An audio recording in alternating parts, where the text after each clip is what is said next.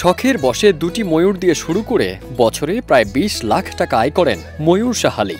এখন তার খামারে ৫০টি ময়ূর।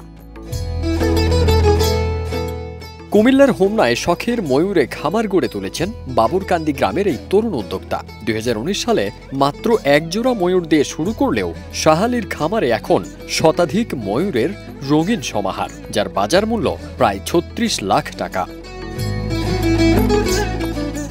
ময়ূর সাহালি নামে পরিচিত এই উদ্যোক্তার খামারে মনের আনন্দে উঠছে, পেখম মেলে নাচছে রঙিন ময়ূরগুলো। স্থানীয়রা বলেন, পরিশ্রম আর আগ্রহ দিয়ে এলাকায় নতুন দৃষ্টান্ত তৈরি করেছেন সাহালি। সাহালি জানান, বাবার গরুর খামার দেখাশোনার পাশাপাশি শুরু করেন ময়ূর পালন।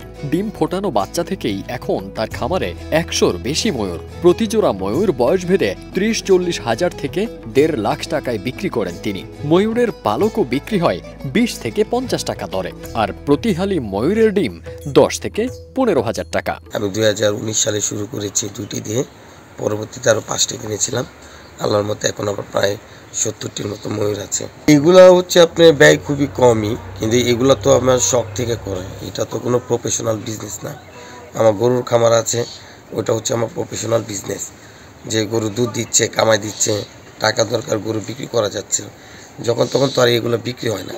এ পর্যন্ত ১২ লাখ টাকা খরচ করে ২০ লাখ টাকা বিক্রি করেছেন সাহালি। খামারে আছে আরও প্রায় ৩০ লাখ টাকার ময়ূর। দিন প্রতি প্রত্যেক ময়ূরের জন্য খরচ হয় মাত্র ৭ থেকে ৮ টাকা। পুরো উপজেলায় একমাত্র ময়ূর খামারটি সাহালির।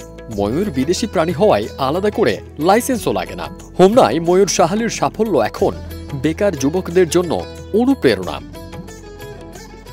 ফারদিন সানি, দেশ রূপান্তর।